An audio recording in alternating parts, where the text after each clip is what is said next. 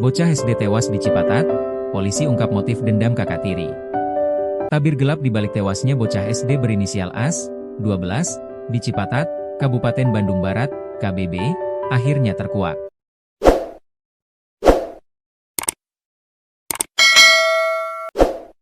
Pelaku pembunuhan tak lain adalah kakak tirinya sendiri, MZ, 28. Polisi mengungkap motif di balik tindakan keji tersebut adalah akumulasi dendam dan rasa sakit hati yang mendalam.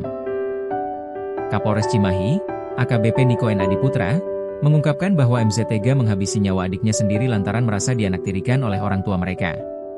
Kalimat pemicu yang membuat gelap mata. Insiden berdarah terjadi pada Selasa, 3 Maret 2026, sore. MZ, yang kini menetap di Cianjur, datang ke rumah ibunya, SS, di Cipatat dengan niat menawarkan rumah kosong di belakang kediaman ibunya untuk dikontrak rekannya.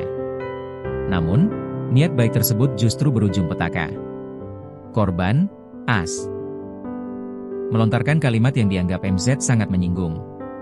Kata korban, "Untuk apa memberikan kontrakan? Nanti uangnya akan kamu ambil," ujar Niko menirukan ucapan korban. Kalimat tersebut bak menyiram bensin ke api kemarahan MZ yang selama ini telah memendam rasa iri. Ia kemudian turun ke lantai bawah, mengambil parang di rumah kosong tersebut, dan melukai adik tirinya hingga tewas. Akumulasi sikap pilih kasih. Menurut pengakuan pelaku kepada pihak kepolisian, tindakan nekatnya bukan dipicu oleh satu kejadian saja. MZ mengaku selama 13 tahun tinggal bersama, ia merasa ada perlakuan tidak adil dari sang ibu terhadap dirinya dibandingkan dengan korban. Menurut pelaku ada perbedaan perlakuan orang tua mereka. MZ merasa ada sikap pilih kasih dari ibunya, sehingga adiknya, korban, sering membuat dia kesal, tambah Kapolres.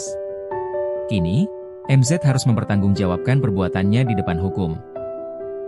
Kasus ini menjadi pengingat tragis mengenai pentingnya komunikasi dalam keluarga dan penanganan konflik emosional agar tidak berujung pada aksi kriminalitas.